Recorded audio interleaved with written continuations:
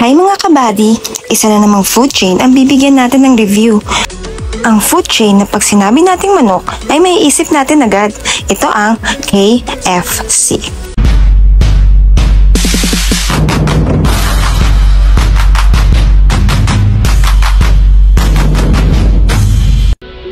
Courtesy na naman ito ng aming boss Edward dahil sa kanyang birthday. Thank you, boss! So, eto ang laman niya. 2-piece chicken with rice. Ang ayoko lang dito sa KFC, hindi siya crispy. Kasi yung crispy nila, spicy yata yun. At may kasama ding isang gravy na minsan napakahirap tanggalin ng takip. Aminin nyo guys, di ba? Dito pa lang makikita nyo na malaki yung chicken nila.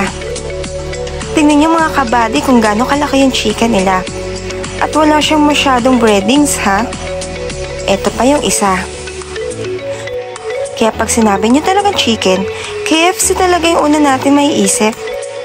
Ngayon, subukan naman natin buksan tong gravy nila. In fairness ha, madali siyang buksan ngayon. Pero aminin nyo diba, minsan napakahirap talaga. Karamihan sa atin, alam naman din kung anong lasa nitong KFC fried chicken. Pero bibigyan pa rin natin ng reviews kung hindi pa rin ba nagbago yung lasa nito simula nung una natin ito natikman.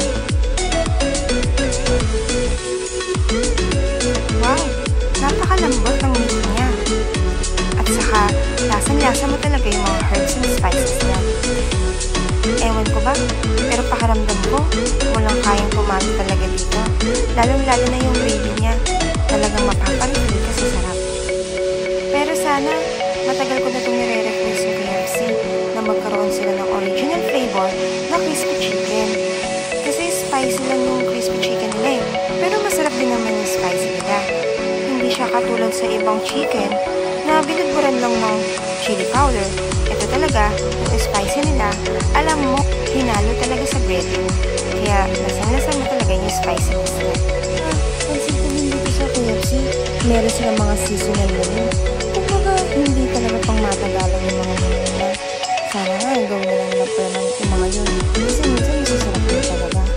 So, paano? Wala na ako masyadong i-review dito dahil alam nyo na rin naman yung lasa nito. Kaya maraming salamat sa panonood ng aking vlog. Paalam!